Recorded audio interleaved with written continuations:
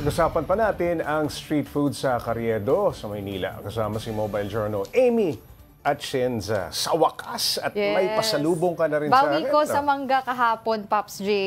Ano bang Ito, Pops J, dala ito mo yung ngayon? baga ng baboy. Tapos ito naman yung mixed fruits nila na binibisita din actually, Pops J, kasi daw may special sauce. Ito yung pinakamabenta Yes, sa yan yung pinakamabenta. Try nyo, Pops J. Okay naman siya. Nilagyan mo ba ng suka? Meron na yung suka, yung hindi maanghang daw, Pops J, para baka hindi kayo mahilig eh. Kamusta, Pops J? Okay naman. Gaya nung ano mo.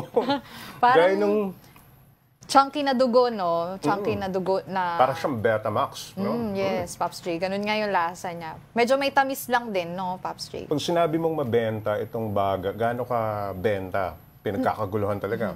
Well, nung pumunta ako doon kanina, Pops J, around mga 10 a.m. yun. Kakabukas pa lang, may pila na ng tao doon. And actually, meron ako nakausap noon, si Rochelle. Matagal niya na daw talagang pinupuntahan to si Ate Jack dahil nga nahilig siya. Pero hindi naman daw everyday, pero napapadalas daw talaga siya. Yung pila doon siguro, Gaano kahaba? siguro mga intay ka ng mga 5 to 10 minutes bago makuha yung order May mo. post doon, parang ang dami naghihintay. Napakarami talaga, Pops J. At may oras ba? Ano yung... Yung peak hours, Pops J. Well, peak hours nila, syempre yung sa lunchtime talaga, kasi marami na para daw makatipid-tipid, bibili sila Ito na yung kanilang pananghalian. Yes, may times din na, may customer actually din kanina, may dala na siyang kanin. Parang Tapos pwedeng bumili na siya ulamin eh. Parang pwede naman, Pops J, pero dahil nga madami-dami na rin yung servings nila, parang mabubusog ka na rin naman. Walang panulak kasi problema. Okay. Amy, ano-ano pa yung nakikita mo dito kay Ate Jack na talagang binabalik-balikan ng mga parokyano? Ito naman, Pops J, try nyo. Fruits naman yan. Yan na yung may special sauce. Yan din yung binabalik-balikan. And actually, bago-bago yan kasi ang tawag niya dyan, fruit ninja naman. Baka so parang sumakit na yung tiyan ko dito. Naku, hindi naman. Parang feeling ko naman hindi naman, Pops J. Pagkain, ha?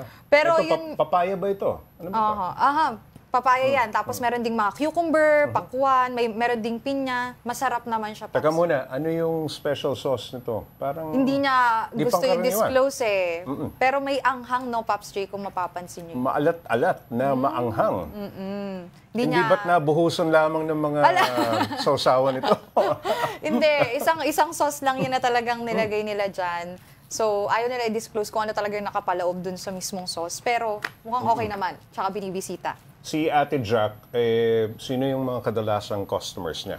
Yung mga schools kasi around, andun yung FIATI, meron ding mga from different universities, UE, estudyante. So, madalas sila yung pumupunta doon. Meron pa nga, gusto ko sanang kausapin, kaso nahihiya, Pops J, mga students na parang dumayo pa from Quezon City kasi parang kakaiba yung uniform nila eh. So, talagang dinadayo siya, Pops J, ng mga estudyante talaga. Pero heto nga at nangangamba siyang mapasara kapag naupo ng muli itong bagong halal, no? Na mayor ng Maynila na si Yorme, no? Isko Moreno ba?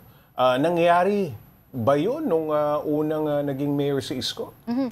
Pinaalis ba talaga sila?